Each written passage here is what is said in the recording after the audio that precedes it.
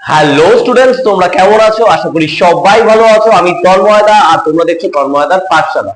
Students, অনেকদিন ধরে video আমার চ্যানেলে আসে না বা ফেসবুক পেজে আসে না, তার জন্য আমি ক্ষমা প্রার্থী।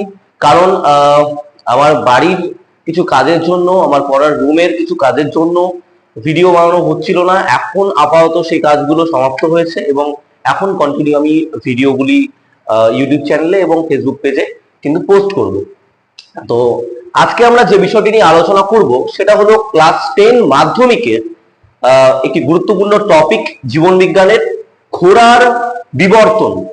অর্থাৎ আমরা যে ঘোড়াকে এখন দেখতে পারি, সেই ঘোড়া কিভাবে বিবর্তিত হয়ে এসেছে তা নিয়ে কিন্তু একটা কোশ্চেন কিন্তু মাধ্যমিকে কিন্তু আসার সম্ভাবনা কিন্তু রয়েছে। বিগত বছরের প্রিভিয়াস ইয়ারের কোশ্চেন গুলো মিলিয়ে দেখার পর আমার মনে হলো এই ভিডিওটি খুবই উপযোগী ক্লাস 10 এর ছাত্রছাত্রীদের জন্য। অবশ্যই ভিডিওটি দেখলে তাদের কোনো না কোনো ভাবে উপকৃত হবে। তো আমরা অভিব্যক্তি বা অভিযোজন নামক চ্যাপ্টারের ঘোড়ার বিবর্তন সম্বন্ধে আলোচনা করছি। বর্তমানে যে আমরা ঘোড়াকে দেখি, যার নাম হলো ইকুয়াস, এই ঘোড়া কিভাবে বিবর্তিত হয়ে এসেছে এই নিয়ে বিজ্ঞানীরা জীবাশ্ম ঘটিত একটি পর্যালোচনা করেন বা পরীক্ষা নিরীক্ষা করেন।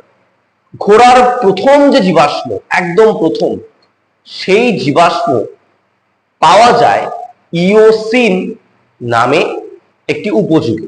একদম গল্পের মতো করে বোঝো, কঠিনতাকে একদম ভুলে যাও।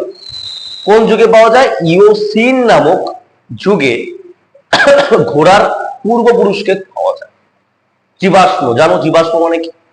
কোনো একটা জীবের দেহ মাটিতে চাপা পড়ে যাওয়ার পর তার দেহ যদি প্রস্তুরীভূত হয়, পাথরে কনভার্ট হয়ে যায়, তাকেই বলা হয় জীবাশ্ম। এই জীবাশ্মের উপর ডিপেন্ড করেই কিন্তু এই বিবর্তনের রেখাটি তৈরি করা হয়েছে। তো এই যে ইওসিন যুগে পাওয়া যে ঘোড়া, এই ঘোড়াটার নাম বিজ্ঞানীরা কি দিয়েছে? ইও হিপ্পাস। যদি মনে না থাকে মাথায় রাখবা ইও ইও হানি সিং, হানি সিংটাকে বাদ দিয়ে দাও, পাচ্ছ ইও, তার সঙ্গে হিপ্পাস যুক্ত করে দাও, তাহলেই হয়ে যাবে ইও হিপ্পাস। বুঝতে পারলে ব্যাপারটা? কোন যুগে? ইওসিন যুগে। এই ঘোড়ার বডিটা কেমন ছিল এটা এখন আমরা বুঝি। এই ঘোড়ার উচ্চতা ছিল, শুনলে তোমরা একদমই অবাক হয়ে যাবা, আমাদের যে স্কেল গুলো আমরা ইউজ করি না, 30 সেন্টিমিটারের স্কেল, সেই হাইটের ছিল সেই ঘোড়াটা। মানে একটা মিনি হর্স, মানে বিড়ালের মতো হাইট। বুঝতে পারলাম? একটা বিড়াল বা ছোট শিয়ালের মতো হাইট, 30 সেন্টিমিটারের হাইট ছিল এই ঘোড়াটার। এবং এই ঘোড়ার সামনের যে পাটা, সামনের পাটায় কয়টা আঙ্গুল ছিল? 4টা আঙ্গুল ছিল। কয়টা আঙ্গুল ছিল? 4টা আঙ্গুল ছিল। আর পিছনের পাটায় 3টা আঙ্গুল ছিল। কয়টা আঙ্গুল ছিল? 3টা আঙ্গুল ছিল। হাইট কত ছিল তোমরা মনে মনে বলো? হাইট কত ছিল? 30 সেন্টিমিটার। স্কেলের হাইট মাথায় রাখো, ব্যাস হয়ে যাবে। বুঝতে পারলাম ব্যাপারটা? এবং এদের দাঁতগুলো প্রায় সমান টাইপের ছিল। ঠিক আছে? তো এই ঘোড়ার জীবাশ্ম দেখতে দেখতে দেখতে দেখতে আর একটা নতুন জীবাশ্ম পাওয়া যায় এবং এই জীবাশ্মে কিছু পরিবর্তন লক্ষ্য করা যায়। এই জীবাশ্মটা আনুমানিক মনে করা হয় অলিগোসিন বা আলিগোসিন উপযুগে পাওয়া যায়। এই উপযুগে শুধুমাত্র ঘোড়া এসেছে এমন না, অন্য অন্য বিভিন্ন প্রাণী, শিল্পাঞ্জি, তারপরে তোমার হলো অ্যাপ, ঠিক আছে, আরো বিভিন্ন রকমের স্তন্যপায়ী বা ম্যামেলিয়ানসরা কিন্তু এই যুগে আসে, অলিগোসিন যুগে। তো এই অলিগোসিন যুগের যে ঘোড়াটা, এর নাম হলো মেসোহিপ্পাস। কি নাম? মেসোহিপ্পাস। এবার এটাকে কিভাবে মনে রাখবো? অনলাইন শপিং অ্যাপ আছে মেশো, এবার এই মেশোটা নিয়ে আসো, মেশো মেশো, তার সঙ্গে হিপ্পাসটা যুক্ত করে দাও, তাহলে হয়ে গেল মেসোহিপ্পাস। বুঝতে পারলে ব্যাপারটা?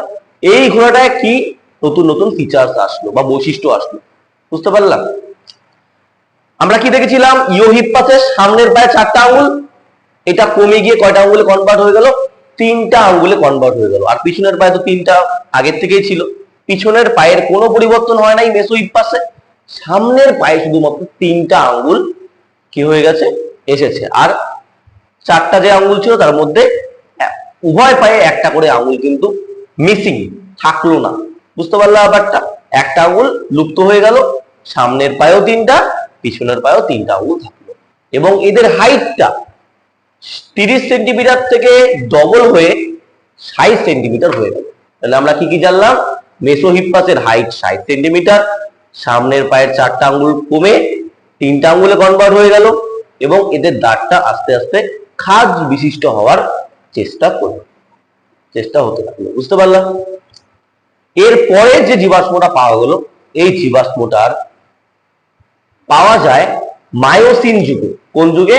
মায়োসিন যুগে। এবং এই যুগে প্রাপ্ত ঘোড়াটার নাম রাখা হয় মেরিচি হিপ্পাস। কি নাম? মেরিচি হিপ্পাস।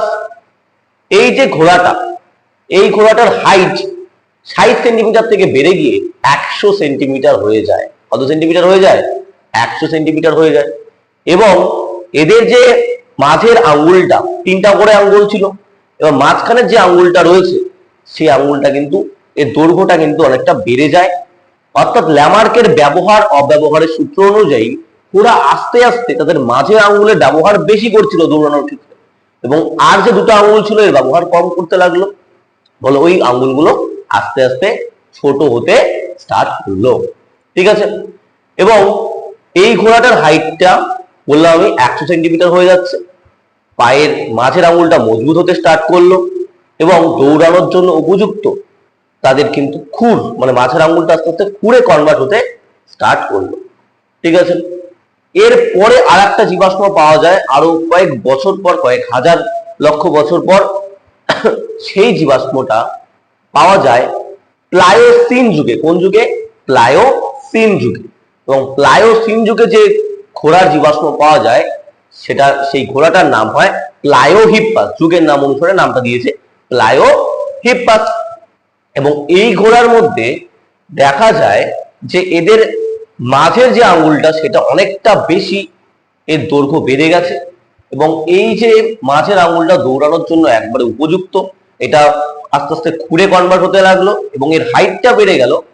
ঘোড়ার যে গ্রীবা তার হাইট বেড়ে 120 সেন্টিমিটারে কনভার্ট হয়ে গেল এবং এদের দাঁতগুলো কিন্তু সিমেন্ট বিশিষ্ট খাঁজ কাটা, ঠিক আছে, মোলার দাঁত কিন্তু এদের তৈরি হতে লাগলো।